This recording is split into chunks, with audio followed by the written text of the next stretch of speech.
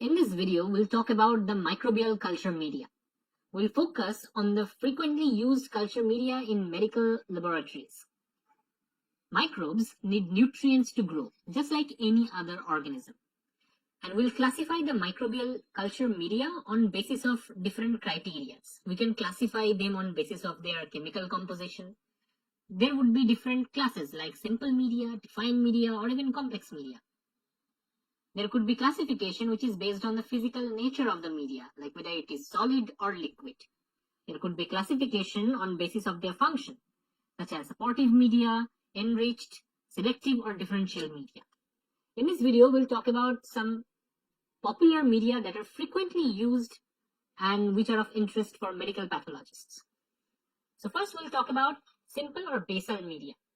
Here, these kind of media are used routinely in labs, and they are generally used to grow non-fastidious bacteria like Escherichia coli, Enterobacter, and Pseudomonas aeruginosa. So they have very simple composition. They need to have a carbon source, a nitrogen source, and some salts. So generally they have beef extract or yeast extract, which can serve as nitrogen source, peptone, and also they have salts such as sodium chloride. Sometimes they have solidifying agents such as agar if we are talking about a solid media. So these kind of media is used to primarily isolate microbes from patient sample or let's say from other sources. Example of these media includes nutrient broth, nutrient agar, peptone water, etc. Now the defined media or synthetic media are slightly different from the simple media. Both these media need to have carbon and nitrogen sources.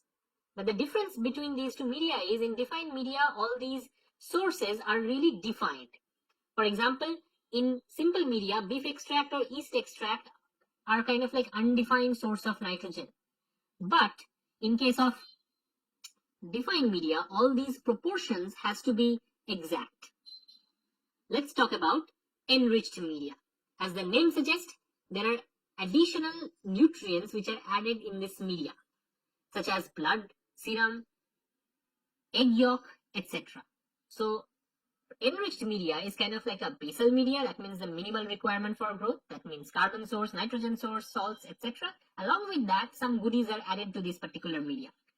Since several goodies are added to this media, these are useful to grow nutritionally demanding bacteria or nutritionally exacting bacteria such as fastidious organisms.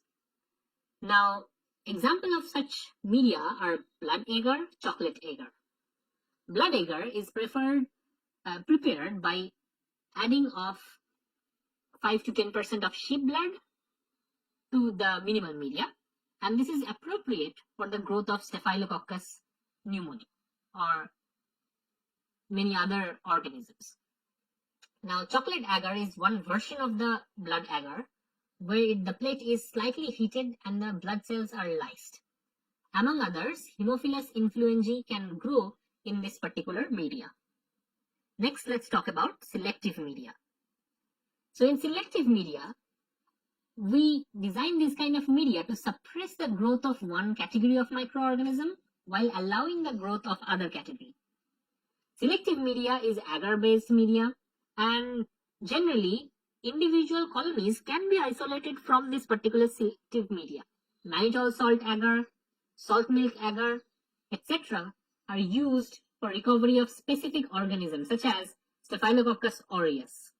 So mannitol salt agar has been used to isolate Staphylococcus aureus, and Staphylococcus aureus colonies can ferment mannitol, and thereby they have this characteristic yellow color in these colonies. More examples involve McConkey agar, which is selective as well as differential culture media. So it is designed to isolate gram-negative and enteric bacteria and differentiate them from differentiate based on like lactose fermentation property. So in a McConkey agar, all the lactose fermenters would produce a pink colored colony such as Klebsiella, Enterobacter, etc. Whereas the lactose non-fermenters such as Salmonella, Shigella would produce a yellow colony. So based on color, they can be differentiated. Campylobacter agar is another agar for selection. So it's another selective media. So Campylobacter agar is dedicated for isolation of Campylobacter jejuni, which is found from the rectal or the fecal swab. It has a cocktail of antibiotics such as vancomycin, polymyxin B. All of these would allow the growth of only Campylobacter and reduce or inhibit the growth of other bacteria in that plate. Now let's talk about another differential media, and this media is known as differential indicator media or chromogenic media. So these media are designed in such a way that different bacteria can be recognized based on their colony colors. So obviously chromogenic substrates are used. Upon metabolism, bacteria produce different colors. So in simple words, different bacterial colony on the different in that same plate would have different colors, and based on that we can discriminate them. So a simple example was mannitol salt agar, because mannitol fermentation leads to a yellow colored colony, and this is very characteristic of Staphylococcus aureus.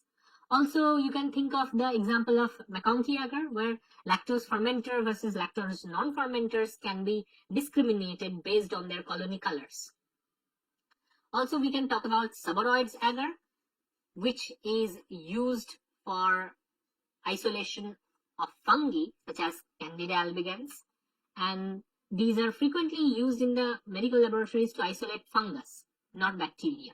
So it's another kind of selective media.